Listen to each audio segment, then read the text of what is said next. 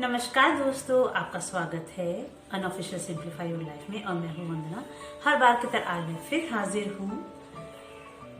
Facebook पर ये जो किसान आंदोलन चल रहा है तो सबके अपने अपने थॉट्स या सबके अपने अपने व्यूज सब लोग पोस्ट कर रहे हैं। मोस्टली तो सब लोग शेयर ही कर रहे हैं दूसरों के पोस्ट। एक पोस्ट में देख रही थी तो वो ये कह रहे थे, उसमें ये लिखा हुआ था कि ये जो लंगर चल रहा है, जो पंजाब और हरियाणा के जो ये लोग चला रहे हैं, ये भी इसी सरकार की बदौलत है। नहीं तो अभी तक तो सब सारे किसान तो आत्महत्या ही कर रहे थे। ये शायद भूल रहे हैं कि हरियाणा और पंजाब के जो किसान हैं वो थोड़े समृद्ध हैं, जबकि किसान जो आत्महत्या करते हैं ये न्यूज सिर्फ एमपी, झारखंड, छत्तीसगढ़, यूपी, इन्हीं जो थोड़े कमजोर हैं, थोड़े पिछड़े हैं राज्य, ये वहां से खबर आती है, वहां से नहीं आती है।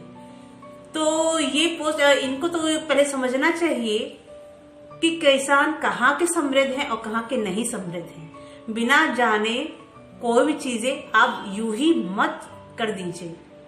वो अगर आत्महत्या कर रहे हैं तो कोई खुशी से नहीं कर रहा है। उनकी इतनी मेहनत लगती है, साल भर की मेहनत लगती है, पूरे परिवार की मेहनत लगती है। ये आपको पता भी नहीं होगा कि उनकी कितनी मेहनत लगती है उस चीजों में। कोई खुशी से नहीं करता है। कितनी फसल चौपट हो जाती है, इतनी मेहनत, इतनी लागत लगाने के बावजूद जो बाद में जो रिजल्ट आता है, अच्छा आएगा कि नहीं आएगा, उन्हें उनके मन माफिक उन्हें दाम मिलेगा कि नहीं मिलेगा, वैसे मिलता तो कभी नहीं है उन्हें। तभी वो बहुत ही बुरी कंडीशन में जाके, जब उन्हें लगता है कि अब मेरे पास कोई चॉइस नहीं है, तभी वो करते हैं। और यहाँ पे कोई फैसिलिटी तो है नहीं। तो लोगों को कोई भी पोस्ट करने से पहले आप एक बार सोचिए, उनके बारे में सोचिए, तभी कोई कमेंट करिए, है ना। एक जन लिखते हैं कि किसानों को इस सरकार ने कितनी सब्सिडी दी, बताइए। 6,000 रुपया साल मिल रहा है, क्या कम मिल रहा है? बताइए, 6,000 रुपया साल किसको मिलता है? 500 रुपया महीना। ये तो वही बात होगी ना जूते मारने वाली। हम तो दिन भर एकदम काम करें और आप सिर्फ 500 रुपया लगा दो। अरे 500 रुपया तो हमारे ऐसे ही चले जाते हैं। एक लेबर जिसकी आमदनी पर डे 300 से 400 की है, और खेती में आजकल तो लेबर तो मिल नहीं रहे, मजदूर तो मिल नहीं रहे, सारे तो मनरेगा में लगे हुए हैं। बेफिजूल के बस गड्ढे खोदो, पैसे कमाओ। अब किसान के पास कोई मजदूर है नहीं, तो वो खुद ही करेगा, खुद किसान करेगा, उसका पूरा परिवार करेगा। अब एक किसान के परिवार में वो अकेला तो होता नहीं है, उसकी पत्नी होगी, 3-4 मिनिमम बच्चे होंगे। अब इन सबकी जोड़िए, मजदूरी जोड़िए, और वो भी कुछ घंटे की नहीं है कि 6-7 घंटे कर लिए हो गया। ये 24 घंटे का काम होता है। आप सोचिए कितना लगता होगा। हम ऑफिस जाते हैं, 5-6-7 घंटे बाद वापस आ जाते हैं, एकदम आराम से एसी में गए, एसी में वापस आ गए। और किसान तपती गर्मी और तब एकदम कड़कती हुई सर्दी में जाना, रात में सारे काम करना, पानी लगाना, ये इतना आसान। अगर आप घर कमरे के बाहर निकले तो आपको लगता है कि वो इतनी ज्यादा ठंडक है। और इस टाइम किसान आपको खेत में मिलेगा, मेड़ों को ठीक कर रहा होगा, अकेले आप जाएंगे? हमारा कोई ओवर टाइम जॉब करता है, काम करता है, तो वो उसके ओवर टाइम पैसे लेता है। देखिए, ये हमारे नहीं होता है। आप सब्सिडी की बात करें, कहाँ मिलती है सब्सिडी? अगर खाद पे है, बीजों पे है, तो वो कहाँ है? जमीनी हकीकत तो ये है, उन्हें सब्सिडी का कोई भी लाभ नहीं मिलता। सिर्फ एक फाइल में बस आप भर दिया जाता है कि हाँ ये हमने दे दिया। ये कहाँ का तुक है? क्या ये सही है? अगर ऐसा ही हाल रहा तो आगे का भविष्य क्या होगा? हम क्यों नहीं सोचते इस बारे में? 500 रुपया आप दे करके आप किसान के ऊपर एहसान कर रहे हैं कि 500 रुपया दे दिया हमने, कितना हमने कल्याण कर दिया उनका। और खुद जो 6-7 हजार रुपया पर डे लगा रहा है, मजदूरी के रूप में लगा रहा है, उसका क्या? वो तो मजदूरी उसकी तो जोड़ी नहीं जाती, जितना उसकी मेहनत वो कुछ नहीं जोड़ा जाता।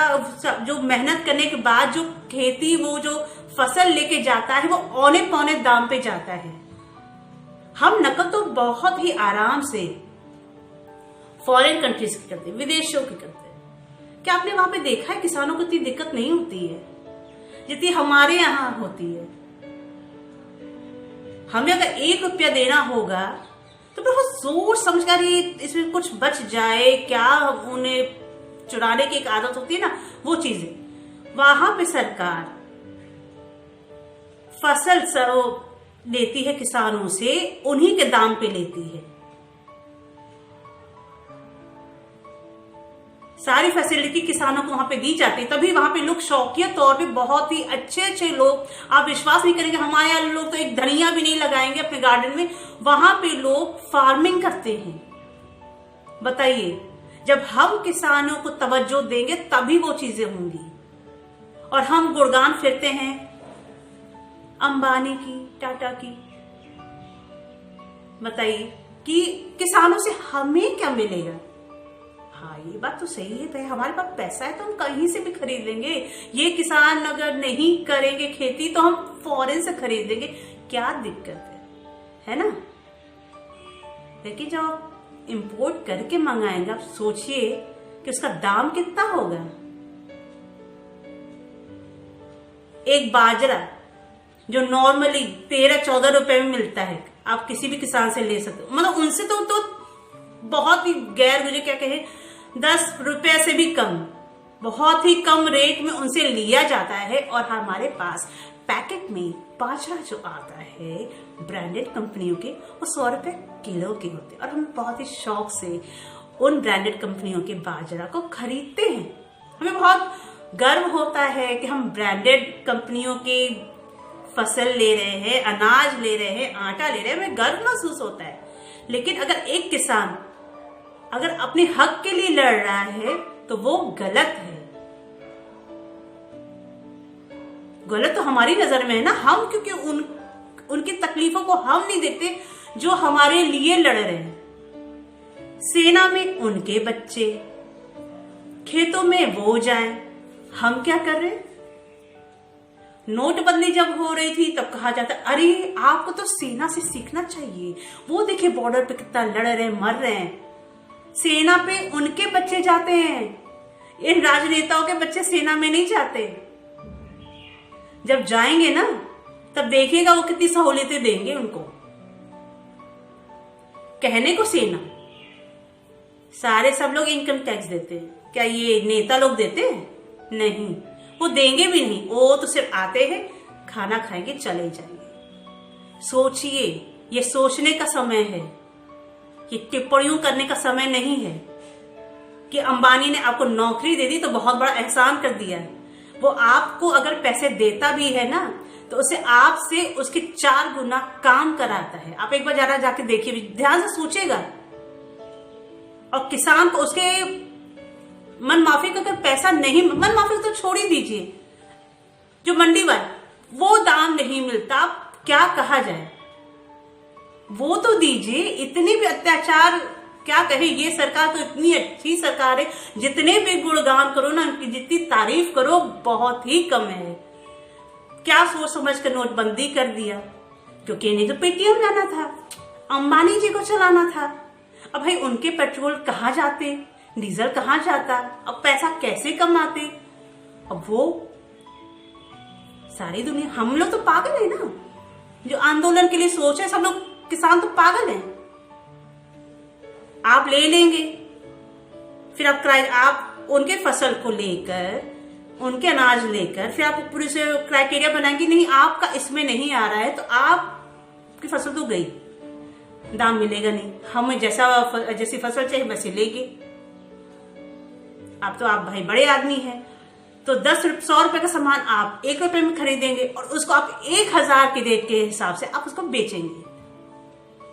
ठीक है, कमाइए, लेकिन इस तरीके से नहीं कि किसी की जान चली जाए और आपको उफ तक न हो। अपने वीडियो को मैं यहीं तक रखती हूँ। आशा करती हूँ कि आपको मेरा ये वीडियो अच्छा लगा होगा। अगर आपको मेरा ये वीडियो अच्छा लगता है तो लाइक, सब्सक्राइब और शेयर जरूर करें, और अंत तक बने रहने के लिए आपका धन्यवाद।